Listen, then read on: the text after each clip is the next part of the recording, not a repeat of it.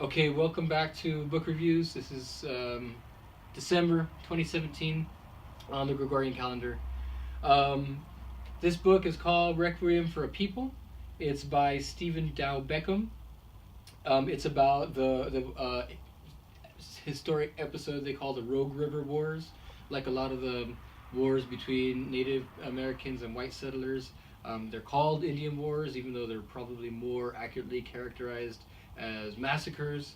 There was a lot of conflict between the Rogue River tribes, which are down in South Oregon, where my family lives, and the white settlers of that region. In fact, some of the characters in the Leshy book go down and fight in these battles too, from Washington. Um, this book, it's got a lot of pictures, which is nice, but overall the narrative is pretty dry.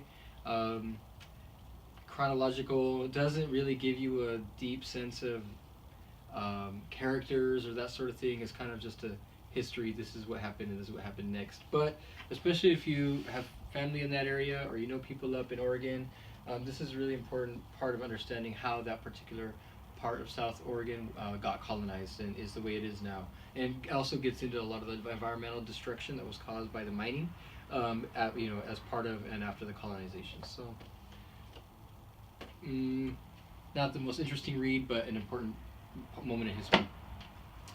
This is one that Ingrid and I read together. It's called Mankiller. It's by Chief Wilma Mankiller, of the principal chief of the Cherokee Nation, who passed away a couple of years ago. We picked this one up in San Francisco when we went up to visit for my birthday. This is came out very recently in the 2000s, I think. So very modern. Talks about her whole history of her people, the Cherokee people, their forced migration. Talks about how her and her family got basically taken out of, encouraged to move off the reservation into urban settlements. They lived in San Francisco, connected with Native communities there. She talks about her brothers and sisters being involved in the takeover of Alcatraz, and then how she comes back and gets involved in running the tribe until she's elected as the first female chief of the Cherokee Nation in modern times.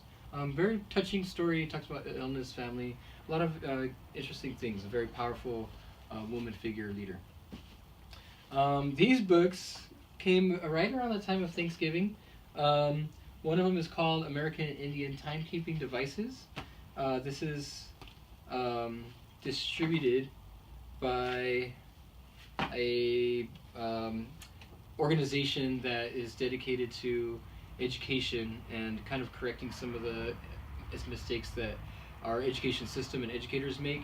I definitely wanted to get this one because I've been studying the calendar, the Mesoamerican calendar, especially the sacred calendar.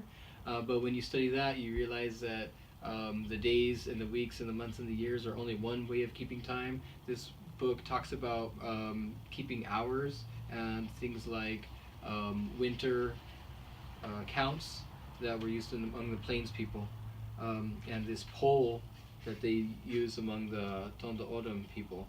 So interesting. It's also got some activities for kids that are learning this stuff. So this is good educational material.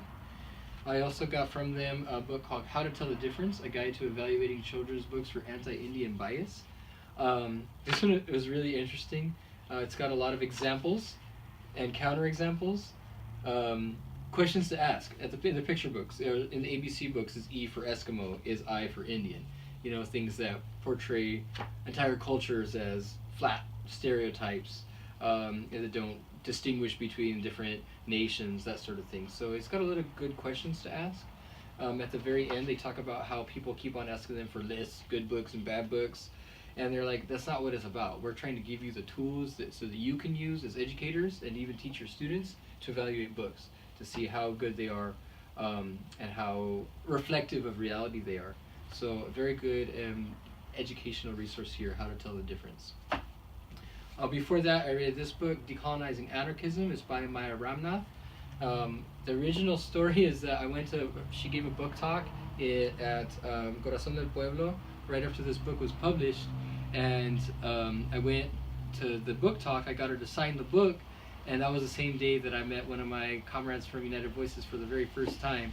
Then I took this book to the North America Anarchist Studies Network conference in San Francisco, because I was reading it. I had started it. I left it in my car. My car got broken into. They stole my backpack. Had nothing but books in it.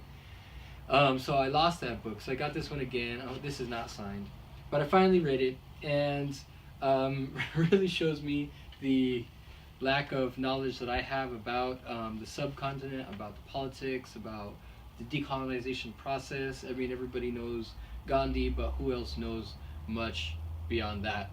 Some anarchists know about Bhagat Singh, but there was a whole lot of anarchist thinkers that came out of the diaspora, or part of that diaspora, especially in the first part of the 20th century, very active in San Francisco and in Europe.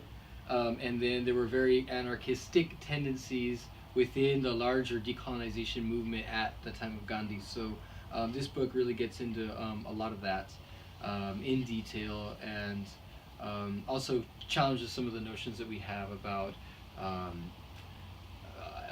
anarchism being a Western philosophy, about how do we characterize decolonization movements, that sort of thing. So I really enjoyed this one. For me, out of AK Press, published by AK Press with collaboration with the Institute for Anarchist Studies, Decolonizing Anarchism. This is a book that I got as a gift. Somebody left it at a restaurant somebody was working at. So it's a book of poetry. It's called Testify by Douglas Manuel. It's very, very modern.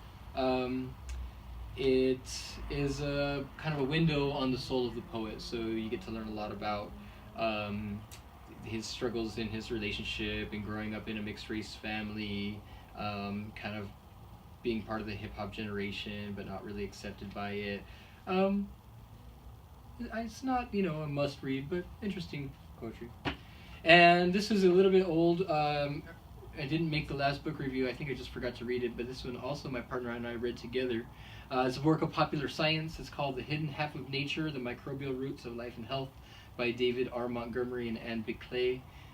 They write basically about bacteria, the bacteria that's in the earth and the bacteria that's mostly in our digestive systems, some of the history about how people learn this stuff, some of that history kind of hidden, as far as the history of science goes. Talks a lot about antibiotics and the unforeseen consequences of using too many antibiotics.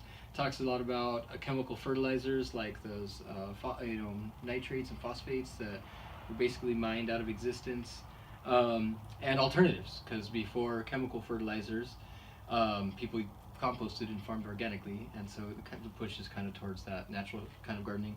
And interestingly, they do talk about the relationship between those, the use of industry to generate those chemical fertilizers, and how those really are connected to the war profiteers, towards militarism, towards the manufacture of chemical weapons and explosives, and those histories are very much intertwined. So if you're into science, especially popular science, you can learn a lot from this book. I probably forgot more than I learned because it has that much information. But it's a good read, especially if you're interested in health and science.